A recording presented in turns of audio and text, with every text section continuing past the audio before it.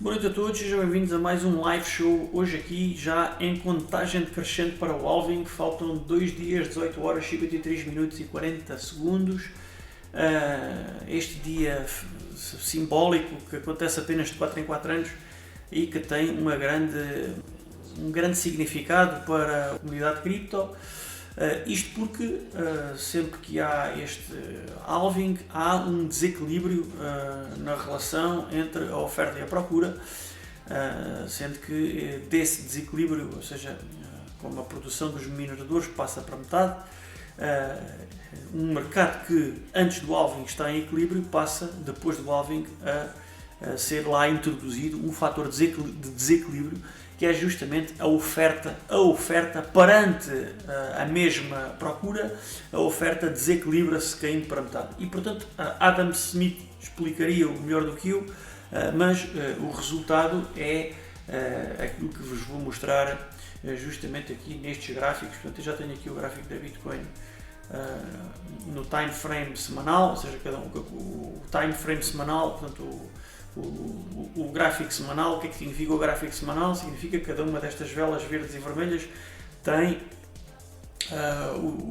representa o período de uma semana, ou seja, cada um destes tracinhos que aqui está representa uma semana. Portanto, é isto que significa falar no time frame semanal ou no gráfico semanal, ok? Muitos poderiam pensar que o gráfico no time frame semanal ou o gráfico semanal significaria que de uma ponta à outra do gráfico vai uma semana, mas não é isso. Portanto, quando em análise técnica falamos no time frame semanal, no gráfico semanal é que cada um destes tracinhos vermelhos e verdes representa uma semana. E, portanto, nós temos aqui já os gráficos desde 2012, portanto, toda esta extensão do gráfico vai desde 2012 até 2025. E, portanto, temos aqui os últimos 4 halvings bem assinalados. E, portanto, esse desequilíbrio na oferta e na procura, que Adam Smith também explicaria, causou, portanto, em 2012 esta situação.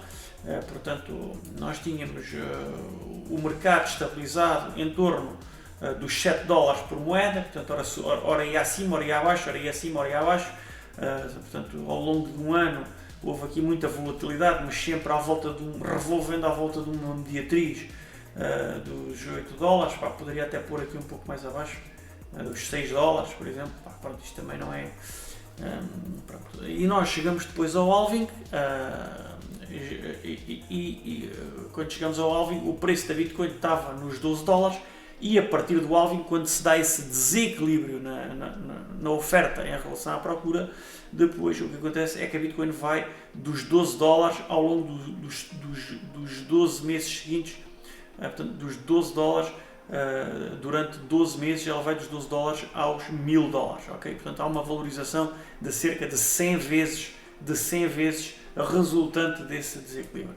Depois, mais à frente, quando se dá o halving de 2016, acontece algo semelhante. Portanto, a Bitcoin revolvia mais uma vez aqui, portanto, fazendo aqui a mediatriz nos $500, ok? Fazendo aqui uma média aqui nos $500 por moeda. A Bitcoin depois chega ao halving e desses $500 por moeda a Bitcoin acaba nos $20.000 por moeda. Portanto, faz cerca de 40 vezes valorização, okay? Sendo que do bottom ela faz, ou seja, dos 20.000 ela vai aos 20.000, o bottom efetivo teria sido nos $200, e portanto ela mais uma vez faz 100 vezes valorização. Do bottom até ao topo faz mais uma vez 100 vezes valorização, sendo que do halving até ao topo ela faz 50 vezes valorização. Depois dá-se novamente o halving aqui em maio de 2020, volta-se então a desequilibrar a oferta em relação à procura. Portanto, a procura mantém-se em equilíbrio, a oferta é introduzido um fator de estabilização, puxando a oferta para metade em relação a uma procura que já se tinha estabilizado ao longo dos 4 anos anteriores. E portanto, desse desequilíbrio resulta novamente irmos de uma mediatriz que estava aqui poderíamos considerar os $6.000, ok? Vamos chamar aqui esta linha aqui a mediatriz, chamar aqui a mediatriz nos cerca de 6.500, portanto, esta linha aqui, e nós vamos dos 6.500, nós vamos lá acima aos 70.000, portanto cerca de 10 vezes valorização, sendo que do bottom dos 3.000 nós fazemos 20 vezes valorização. E finalmente vamos ter aqui novamente uma nova introdução de um fator de desequilíbrio, portanto mais uma vez o halving, em que nós o equilíbrio na procura dos últimos 4 anos vai ser desequilibrado com a oferta, que vai mais uma vez passar para metade. E depois há outra coisa que aqui gostava de vos mostrar, é que os ciclos, portanto, têm recapitulado o ciclo N, portanto, o ciclo N recapitula o ciclo N-2. O que é que isto quer dizer? Eu tenho reparado nos modelos que, por exemplo, repare, nós aqui, o halving 2012, nós tivemos um double top, ok? Tivemos um topo e depois tivemos outro topo. Depois tivemos o halving 2000 e agora se saltarmos o halving 2016 e formos para o halving 2020, também tivemos aqui um double top. E portanto o halving de 2020 recapitulou o halving de 2012 e o halving de 2024 há de recapitular o halving de 2016. Outra coisa muito interessante de notar é que nós tivemos o crash pré-halving aqui no halving de 2020 e depois do halving não houve praticamente volatilidade nenhuma. Portanto, depois do halving não há praticamente volatilidade nenhuma e depois isto é sempre a subir até aos 65.000. Acontece algo semelhante aqui também no halving de 2012, ok? Se forem ver, depois do halving não há praticamente volatilidade nenhuma, reparem, tal como tinha acontecido em 2016, portanto aqui depois do halving de 2012 não há praticamente volatilidade nenhuma e depois é subir sempre até aos dois topos. Mas no halving de 2016, que é o que é recapitulado pelo halving atual, nós temos antes do halving um pequeno blow-off top aqui nos 759, que é o equivalente aos nossos 74.000. Isto é uma coisa muitíssimo interessante, atenção, muitíssimo interessante. Os 750 são os antigos 74.000 e ela depois aqui veio abaixo aqui os 464, que antes de ser os novos 46.000, espero que não vá lá aos 46.000, já vou ver onde é que a média móvel dos 200 dias está, mas nós aqui poderíamos vir efetivamente aqui aos 46.000, exatamente, podíamos perfeitamente. Isto é muito interessante porque nós, se tivermos aqui uma verdadeira recapitulação do ciclo de 2016, nós vamos ter aqui o preço a vir aqui abaixo. Nós vamos ter o preço a vir aqui abaixo no dia 15 de maio. Ok? Portanto, vamos lá ver. No dia 15 de maio o preço poderia vir aqui abaixo. Mas isto, vamos lá ver, dois ciclos depois a volatilidade será menor, ok? Vamos ver. Isto teríamos que estar com a mesma volatilidade que estávamos em 2016, mas naturalmente, como isto amadureceu, muito provavelmente não teremos essa volatilidade e, portanto, mas efetivamente nós poderíamos ter a Bitcoin aqui a regressar de facto aos 48.000, exatamente. Nós podíamos em maio ter a Bitcoin aqui a regressar aos 48.000. Mas se isso acontecer, se de facto vier aqui aos 48.000, e depois isto tem que ser para o bom e para o mau, né? Pronto. Se existe a mesma volatilidade que havia lá atrás em 2016 para as quedas, haverá certamente a mesma volatilidade para as subidas. E depois reparem, de onde é que ela vai dos 460.000 em 2016? Pronto, isto seria tudo muito interessante, porque ela depois dos 460.000, ela vai até aos 20.000, né?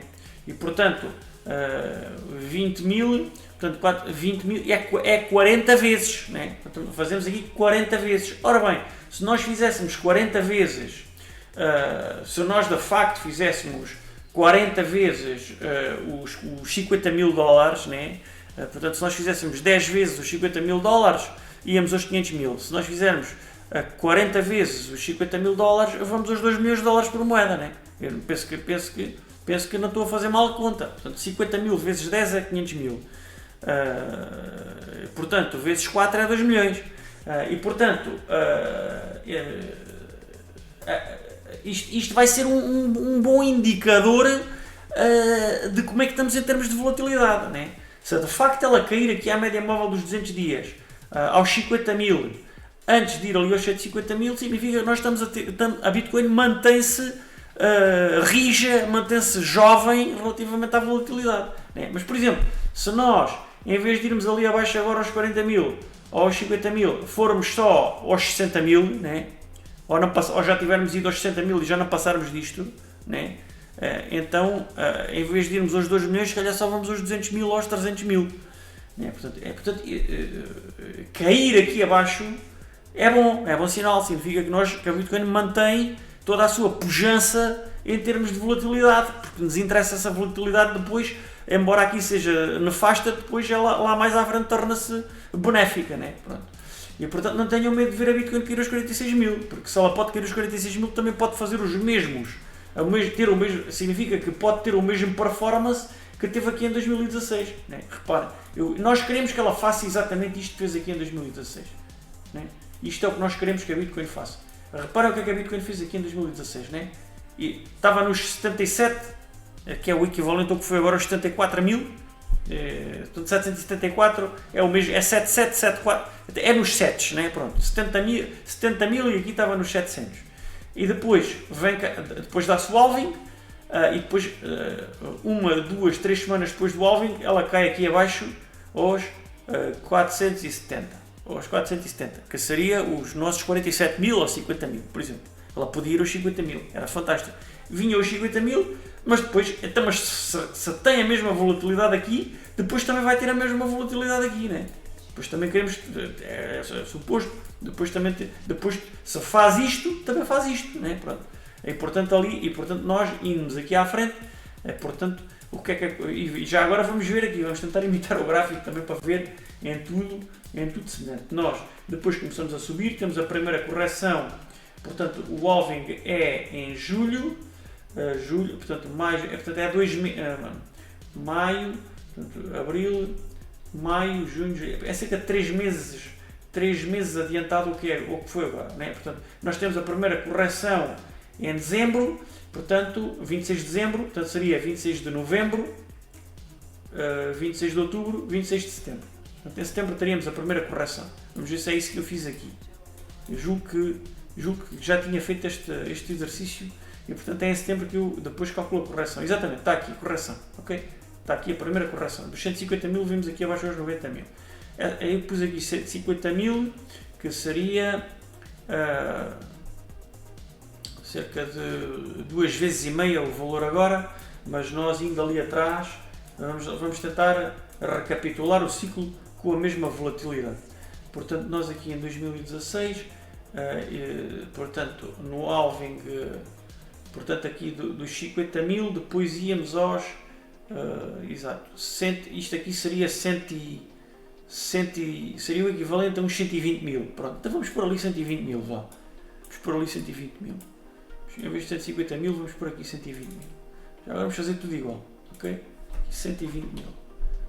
Pronto. Depois, isto decai aqui em baixo, né, também. Portanto, isto é dezembro, depois um mês depois, vimos aos... vimos aqui abaixo, portanto, isto é... Exato, era aqui. Nós vinhamos aqui aos 23 de janeiro, 3 meses antes seria 23 de dezembro, 23 de novembro, 23 de outubro. Em outubro depois caímos logo aqui aos 75 mil, né? Seria os 75 mil, um mês depois. Vamos lá então fazer mesmo como é que a gente espera que isto vai acontecer. Então vinhamos aqui aos 75 mil. 75 mil em outubro, né? Portanto, era muito rápido isto aqui. Portanto, em outubro, exatamente, pronto. Outubro, vimos aqui aos 75 mil, que seria aqui, ok? Seria aqui os 75 mil. Pronto, em outubro. Depois, o que é que acontece a seguir? O que é que acontece a seguir? Depois temos mais uma subida que vai até março. Portanto, em março ela toca nos. Seria o equivalente aos 130 mil e depois cai. Portanto, março e depois isto é dentro do mesmo mês. 170 aqui 130 mil e vinhamos aqui abaixo hoje 90 mil. Portanto, 130 mil, 90 mil. Também dentro do espaço do mês. Portanto, aqui vamos agora. Portanto, estamos em novembro e depois vamos.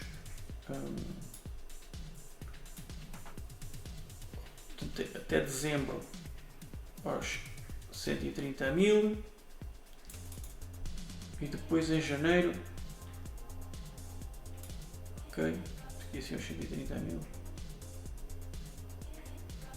aqui aos 130 mil, é aqui, aqui isto ainda não está nos 120 mil, está aqui mais abaixo, exatamente, e assim, pronto, ok, depois isto, novamente aos 130, aqui assim, 130 mil, vamos pôr isto aqui assim, os 130 mil, 130 mil, e depois aos 90 mil, ok, é muito rápido também, tudo muito rápido. Depois aos 90 mil, 90 mil aqui, ok, 130 mil e aqui 90 mil, 90 mil,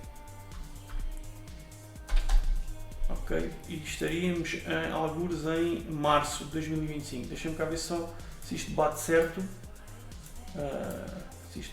isto aqui teria que ser, não, tinha que ser 2 meses antes, portanto, março, janeiro, ok, janeiro de 2025, portanto, isto aqui tem que ser tudo a acontecer assim mais rápido, ok, portanto, isto tinha aqui e depois aqui até janeiro e assim, isto assim muito rápido, e depois é que vai haver então aqui uma grande subida, já sem quedas, que esta vai se prolongar, deixem-me só confirmar.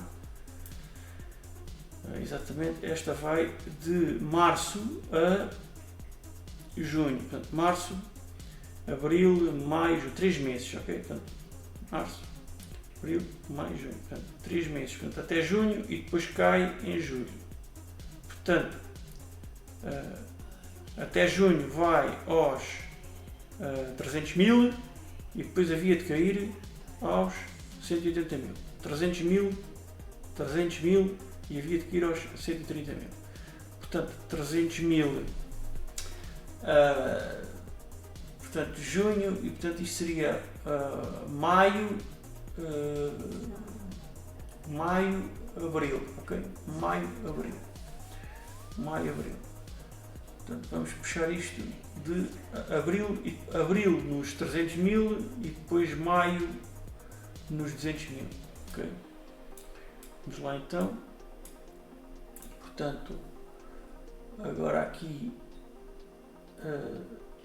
abril de 2025,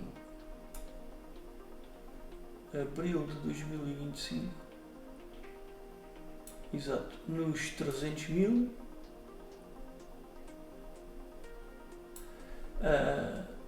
e depois vinhamos aos 200 mil, 190 mil em maio, qualquer coisa assim.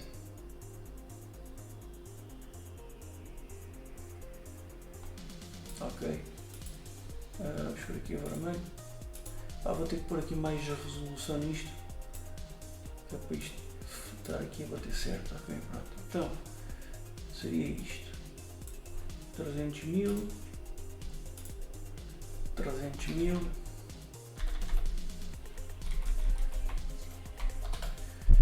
ok,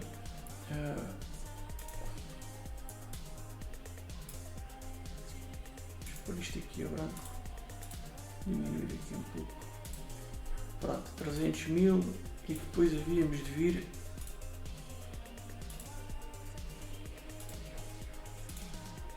aos 190 mil, ok? 190 mil, vamos por aqui 190 mil.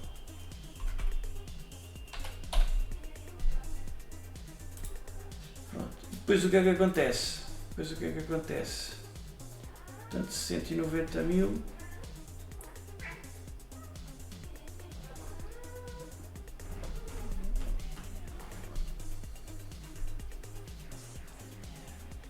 Portanto, deixa-me ver se não me engano aqui nisto.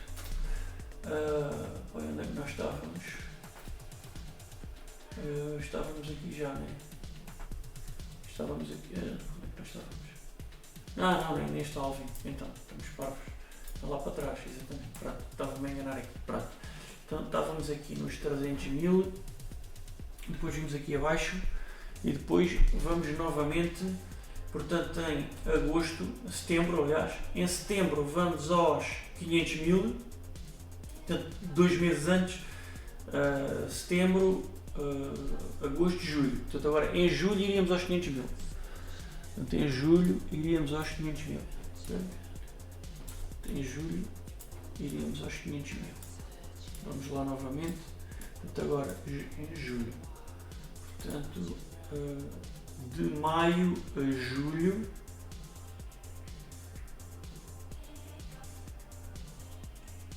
Ok. De maio a julho iríamos aos 500 mil.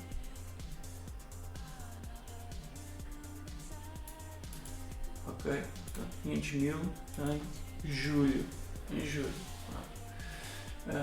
Depois, vamos lá abaixo ver novamente o que é que aconteceu. Exatamente. Julho, 500 mil. Depois caímos aqui abaixo aos 300 mil. Portanto, um mês depois. E depois, portanto, desde este último bote de setembro até dezembro, setembro, outubro, 3 meses depois estaríamos nos 20 mil. E portanto isso aí é os 2 meses, ok? Portanto, 3 meses depois, portanto agora daqui daria-se um último crash, daria-se aqui um último crash. E depois os 2 meses, ok? Pronto. E depois então a fase mais hiperbólica, agosto, setembro, outubro, novembro, até novembro, nos 2 meses. Esta seria a fase mais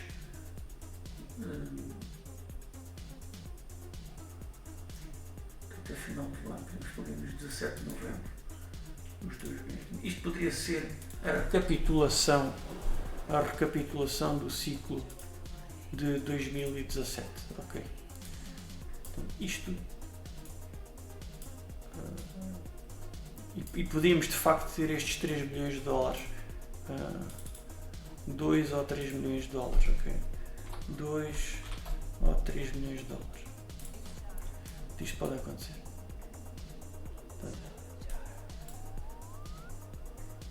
É este o cenário que pode acontecer. Portanto, recapitulando, até ao dia 13 de maio podemos vir aos 47 mil dólares. Depois, até ao final do verão, ir aos 120 mil. Depois, até novembro, vir aos 70 mil novamente. Depois ir aos 130 mil antes do Natal. O Natal, até ao final do ano, regressar aos 90 mil. E depois então entramos em 2025. Em 2025, até abril, podemos ir aos 300 mil. Depois, em junho, haverá um crash de volta aos 190 mil. 14 de julho de 2025, 500 mil. Cerca de 15 dias teremos uma correção de volta aos 324 mil. E depois, a partir de agosto de 2025 até novembro, portanto de agosto até novembro, teremos o rally final dos 300 mil aos 2 bilhões de dólares por Bitcoin.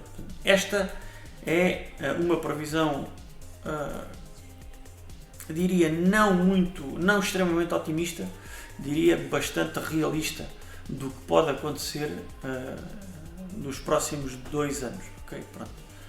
Aí depois então sim entraríamos na correção, no bear market de 2026. Pronto. Em relação ao Ethereum, portanto, o Ethereum continua. Agora voltando à análise de muito curto prazo, saindo agora da análise de longo prazo para a análise de muito curto prazo, nós temos o Ethereum aqui a consolidar à volta dos 3.000, portanto ele há de até ao dia 13 de maio finalizar essa correção e depois, tal como todas, iniciar-se a verdadeira alt season no dia 13 de maio, portanto do dia 13 de maio até, portanto, toda esta lag aqui até setembro, ok? De 13 de maio até setembro teremos uma verdadeira alt season, talvez a maior de todas, de todo o ciclo. A Kaspa está aqui nesta situação muito perigosa.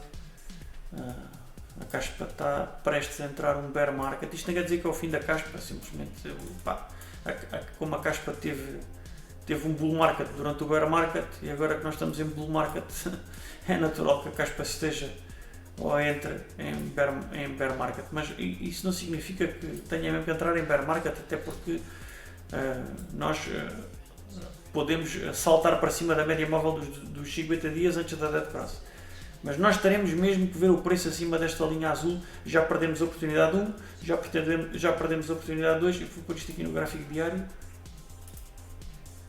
Portanto, nós já perdemos a primeira oportunidade de recapturar a média móvel dos 50 dias, falhámos. No dia 12 de Abril falhámos novamente, ela esteve lá, deu-lhe um beijinho, mas não conseguiu recapturar. E teremos agora aqui, no final de Abril, a última chance. Se no final de Abril não conseguirmos recapturar a média móvel dos 50 dias, e podemos não recapturar porque, como a Bitcoin vai estar a corrigir até o dia 13 de maio, é quase certo que nós vamos ter aqui a dead cross e, portanto, poderá a Kaspa vir aqui novamente aos 8 cêntimos, 7 cêntimos, poderá vir aqui parar, se perder a média móvel dos 200 dias, poderá vir aqui parar esta região de preços dos 8 cêntimos.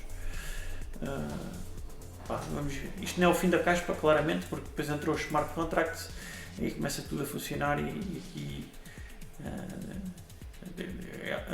numa questão de dias ela volta-se a pôr lá em cima nos 20 cêntimos. Isso poderá depois acontecer com a alt season de maio. Vou pôr aqui no dia 13 de maio. Dia 15 de maio poderá começar aqui a alt season. E até setembro depois a Kaspa poderá vir ao dólar por moeda. Até setembro. Isto é o que pode acontecer. Ok. Pronto. Isto para a Kaspa. Em relação à WPLS, eu já estou completamente confiante que isto é a maior bola de cristal que nós temos, porque o Richard Heart, de facto, sendo ele que um dos players que manipulou o mercado, portanto, claramente, quando isto reverter, ok? Quando isto reverter, e pode reverter, porque aqui o oscilador, vou pôr aqui o oscilador no gráfico diário, ok? E sempre que o oscilador bateu cá no fundo, nós tivemos subidas. Eu vou-vos dar os exemplos do que aconteceu nos últimos tempos. Olhem aqui o oscilador no mínimo e daí para a frente foi subida. Ok? Novamente, o oscilador no mínimo, daí para a frente foi subida. O oscilador no mínimo, aqui, oscilador no mínimo e daí para a frente foi subida. Oscilador no mínimo e daí para a frente foi subida. E agora novamente o oscilador no mínimo, e eu julgo que nós vamos ter mesmo subidas. Ok? E se houver subida na WPLS, vai haver subida em todo o criptomercado. Pelas razões que já expliquei no vídeo anterior. Esperemos que assim seja. Isso significaria que nós não iríamos ter os 47 mil dólares por moeda e se não tivermos os 47 mil também não vamos ter os 2 milhões. Okay? Se não tivermos volatilidade para o mal, também não vamos ter volatilidade para o bom. Okay? Pronto. E portanto, se vocês desejam não ter uma correção abaixo dos 60 mil, podem não a ter, de facto. Ou seja, vamos aqui ao gráfico diário novamente. Aqui o gráfico diário novamente. Portanto, em termos de probabilidades, costumava dizer que o poço é encontrado muito rapidamente, embora depois ainda se mantenha uma certa flutuação. Isto eu tinha dito, olha, quando houver o crash, aconteceu aqui o crash, o bottom vai ser encontrado ao segundo ou ao terceiro dia. Ok, pronto, o bottom foi encontrado aqui, mas depois ainda lá podemos voltar lá mais à frente, né? Foi o que eu tinha dito. Isto agora depois pode andar aqui assim, e assim, e depois lá mais à frente ainda cá podemos vir perto, né? E depois pronto, dizemos adeus. Mas se isto acontecer,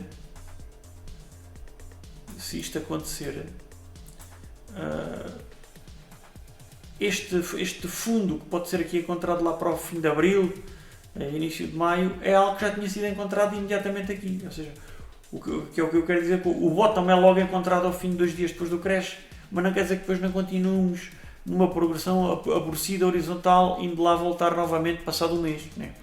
Podemos lá voltar passado um mês, mas encontramos-lo logo ao segundo dia. Pronto, basicamente foi isso que eu quis dizer.